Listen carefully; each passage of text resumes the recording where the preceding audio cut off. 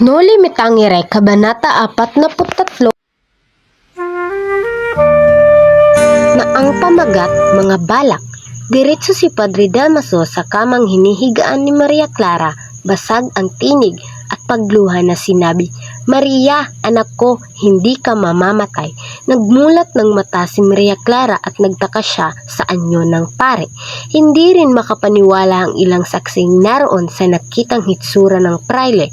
Batid nila ang kawalan ng puso nito at magaspang na pag-uugali. Ang matapang na anyo pala ay may ganoong kalambot na damdamin. Tumindig si Padre Damaso at nagpunta sa ilalim ng balkonahe at doon ibinulaslas ang sama ng loob sa pamamagitan ng paghagulhol. Naisip ng marami na lubhang napamahal sa pare ang inaanak na si Maria Clara. Kumalma rin ang damdamin ng pare at agad ipinakilala ng Doña Silinares dito. Sinabi ni Linares na siya ay inaanak ng bayaw ni Padre Damaso na si Carlicos. "Ikaw pala ang binanggit niya sa liham," sabi ni Padre Damaso kay Linares.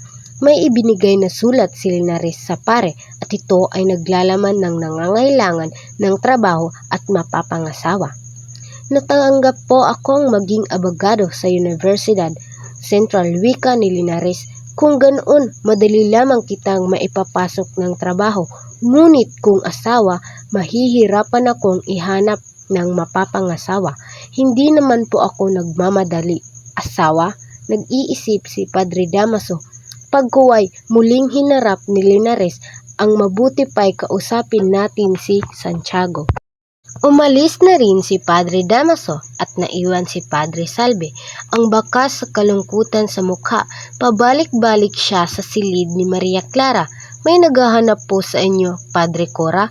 Pinakahirapan ni Padre Salve sa labas ang lalaking hindi nakikilala. "Sino ka?" "Ako po ang kapatid ng lalaking namatay," pakilala ni Lucas kay Cura. Napaurong si Padre Salve.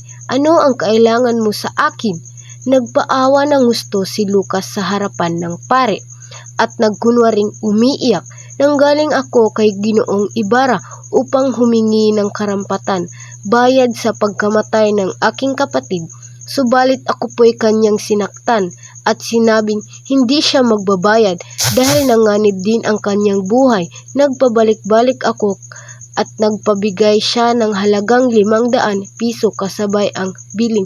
Huwag akong babalik 500 piso para sa kaawa-awa kong kapatid. Batid ko pong matutulungan ninyo ako." "Hindi ka taga rito, lalaki. Kilala po kayo sa buong lalawigan." Nagalit ang pare kay Lucas kaya't ipinagtabuyan niya nito. "Magpasalamat ka't hindi ka ipinabilanggo ni Ginoong Ibarra." Nagpakita ng totoong kulay si Lucas. Bumakas sa mukha nito ang galit. "Akala ko'y isa kang pare."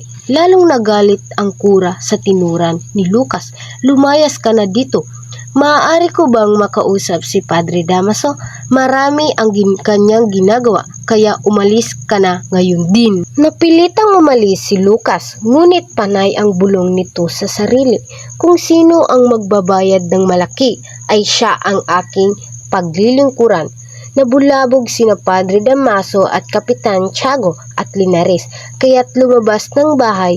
Tinanong si Padre Salve kung bakit ito nagagalit at sumisigaw. May isang lalaking tamad at namamalimos